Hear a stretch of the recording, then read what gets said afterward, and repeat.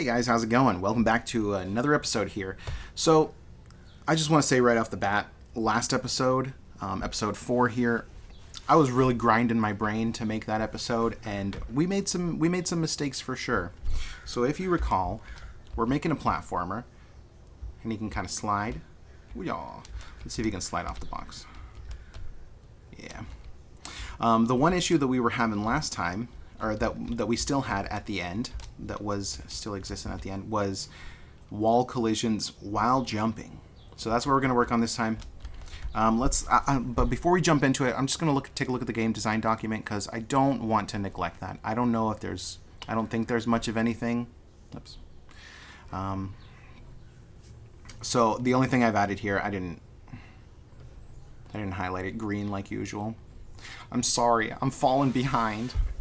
Yeah, so I don't know, like I still haven't gotten any ideas. Like I don't know how cool it is that I create, like it's supposed to be group dev, guys. Come on, like put some ideas. So let's see, I think I had an idea that I wrote down here. Hopefully this doesn't reveal anything. Yeah. We're good. So yeah, this was an idea I had. My girlfriend and I were talking about. It was like a quaint little city, quaint little town, and you just like, it's just nice. It's almost like a cozy game at first, platformer game, and then you talk to people, and little by little, like, oh, the innocent bookkeeper is actually creating, like, kidnapping kids and making evil homunculi, and like the local religion is in conflict with the local politics and such like that. And then it's like, it's quaint and it's nice, and then you kind of start digging deeper and there's lots of stuff, was the idea. So for right now, hi cat. Is that Hazel? Quaint? For some reason that doesn't look right. But I guess that's right. Quaint town. Yeah, quaint town. I mean, that's my idea. Me and my girlfriend's idea, really, what we were talking about. She started talking about it. She was like, she was talking about making stories for books, and I was like, can I steal that for a video game? She said okay, so it's cool. But anyway, yeah, I really just like, do you guys, I mean, I know for me that can be, creativity is hard sometimes. Sometimes you just, ideas flow when you don't even want them, and as soon as you want them, then they I guess I fixed the wall collisions. There is some stuff that's not quite right. So wall collisions were our issue, though. So I'm going to just taking a look in there. We say left, else h speed equals 0. And then it should be the same right here. But for some reason I have stand equals 1 if there is a block. But I don't want that to be the case. I want them to just h speed equals 0. They should stay in jump, and v speed should maintain.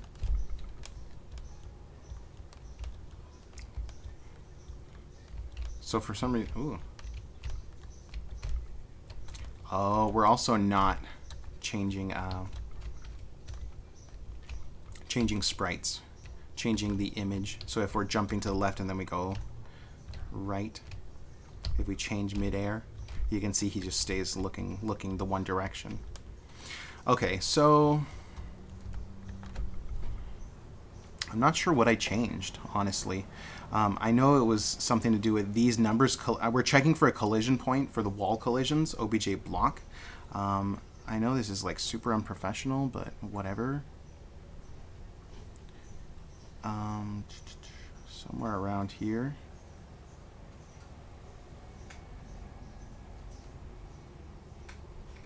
Yeah, we were checking x minus 20, x plus 20, and that was giving us issues.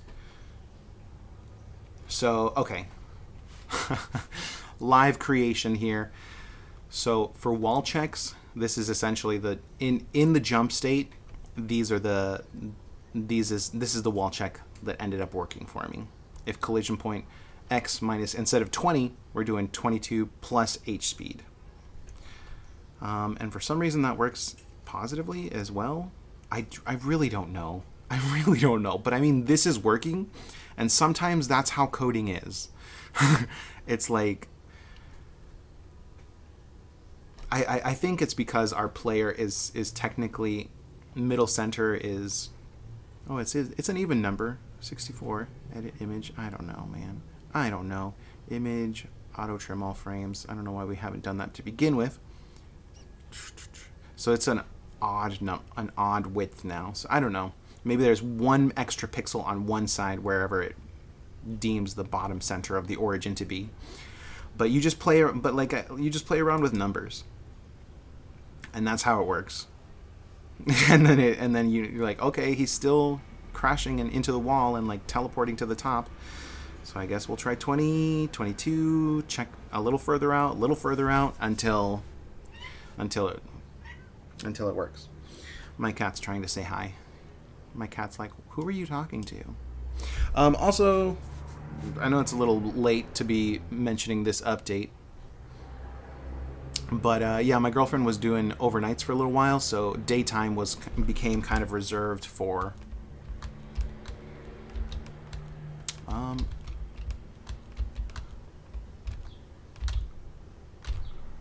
how am I teleporting up there?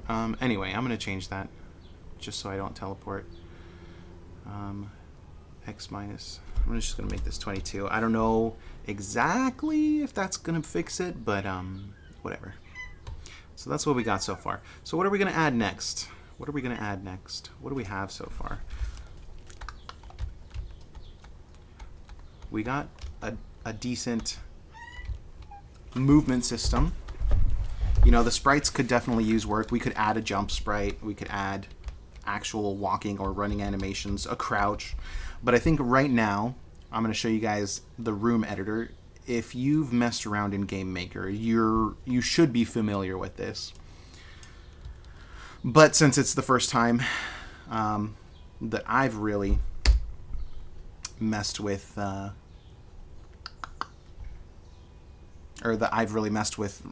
rooms too much on my YouTube, we're just gonna pretend like this is area 1 and we're gonna move into a new room in area 2. I'm gonna show you guys how to do that. Sure, let's do that.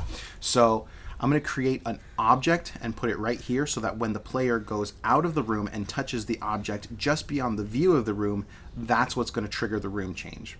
So it doesn't have to be anything fancy, just anything that you understand. Usually I do something like this.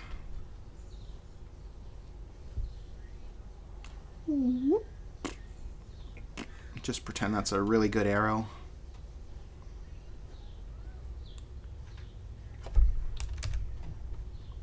I like to just add alpha. You don't have to change your items to be semi-transparent, but it's just what I like to do for some reason. So this is when the player collides. This is what is going to change the room. So I'm just going to call this SPR room change. Okay. So that's cool stuff. It's a picture. Let's turn it into an object so that it can have behaviors of changing the room. OBJ room change. Drag the sprite over here, and so now you can see the idea. You can just stretch that. Doesn't matter how you stretch it, as long as the player as long as it's like the player can't get past it in a way. Or if you do, then that's a secret area, whatever you want to do in your game. But that's the basic idea right here. So in OBJ room change, let's say add event collision with player. That's where the magic is going to happen. We're going to say room go to. We have no room. We don't even have another room right now. So let's duplicate this. And let's delete everything, start from scratch. I like to duplicate it because typically when you're working with rooms, you usually have a basic and default viewports that you're messing with and cameras and things like that. So just to not have to set those every time and by creating a new room and I have to set these every time.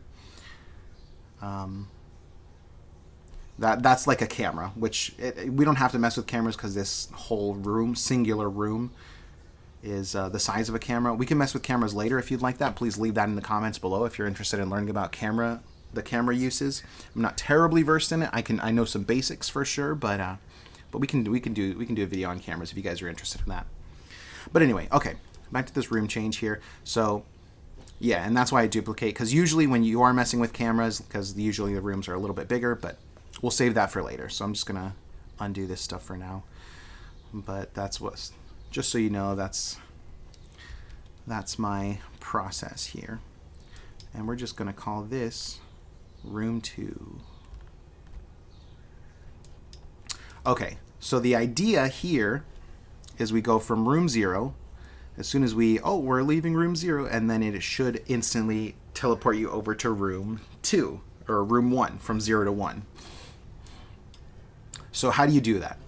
So in the collision, room go to, you could say room change, room go to rm_1.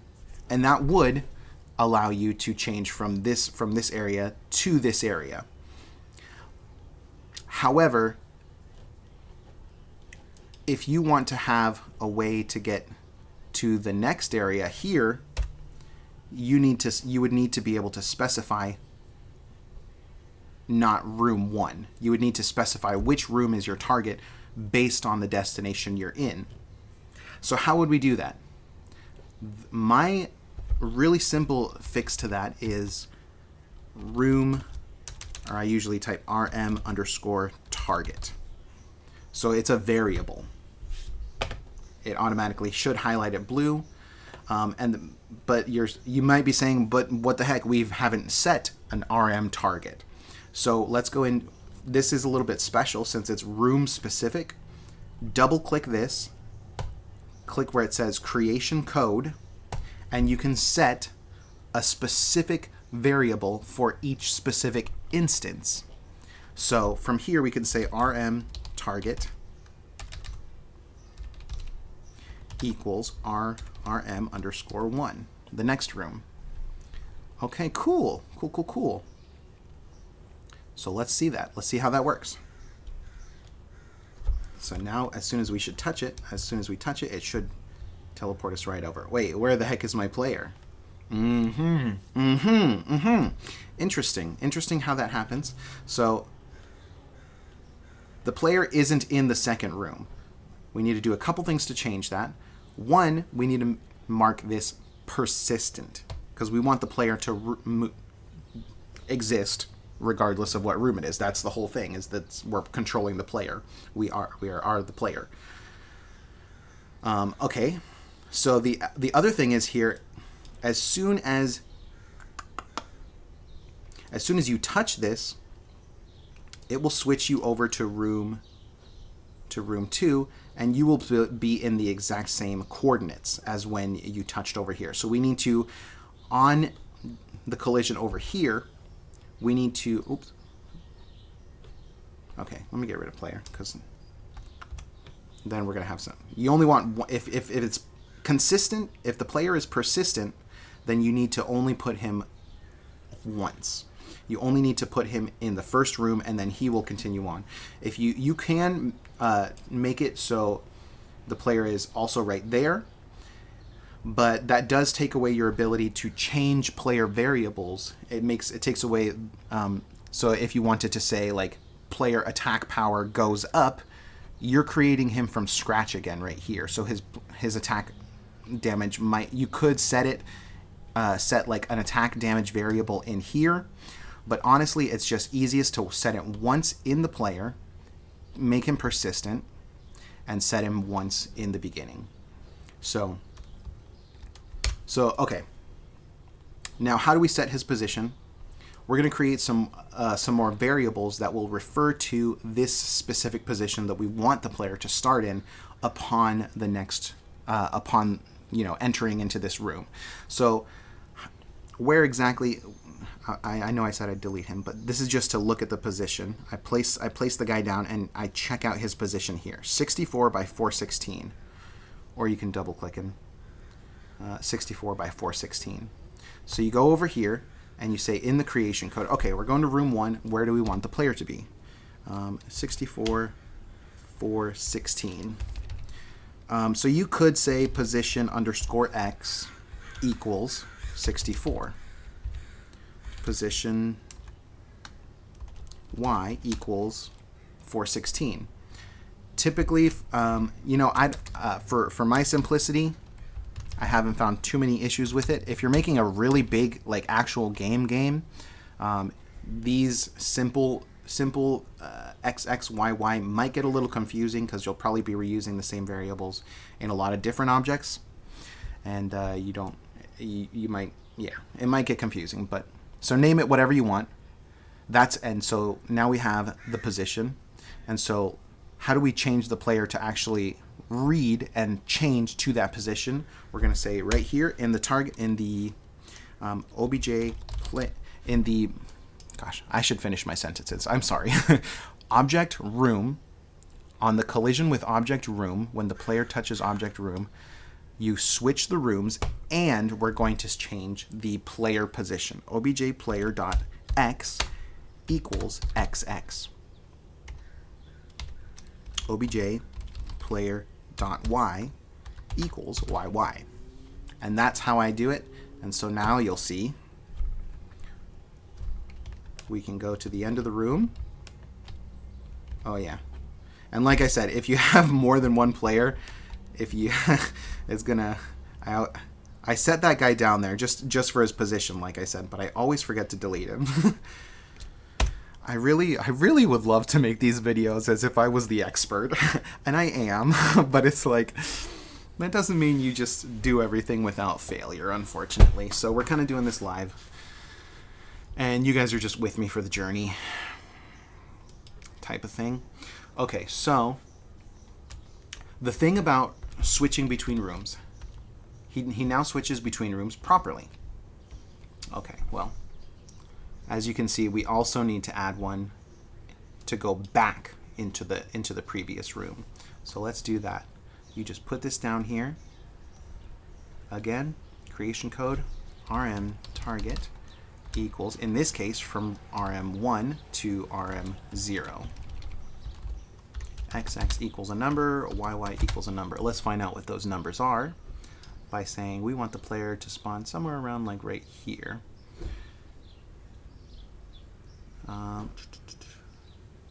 13, 12, and 384. 13, 12, and oops. You know what I just realized? I have hotkeys on my recording on my numpad. So if by chance any of the numbers I type here are a 7 or an 8, that's my start and stop recording hotkey for my recording software. That's terrible. I'm so glad we haven't typed a 7, come to think of it. Or an 8. Okay, so what's your position again? 13, 12, 384. Oh, we were about to. We were just about to. Okay, so not on the numpad. 384. I got a text. Okay. We might have. Imagine this is 2 recordings now and just a chunk missing from the middle. Oh, and again. My curse. Doop. And like I say, I'm not the expert. There are probably people that know how to do this stuff way better than me. If you are one of those people, I would be happy to have you correct me and say like, wait, you're dumb. Like, couldn't you just like set a variable in here and that would fix it and that would be so much simpler? But now we can go between rooms 1 and 2. So that's room change. Let's see how long this recording is and see what else we can fit into it. We're at 19 minutes. This is a really long recording. Okay, so that's it for now.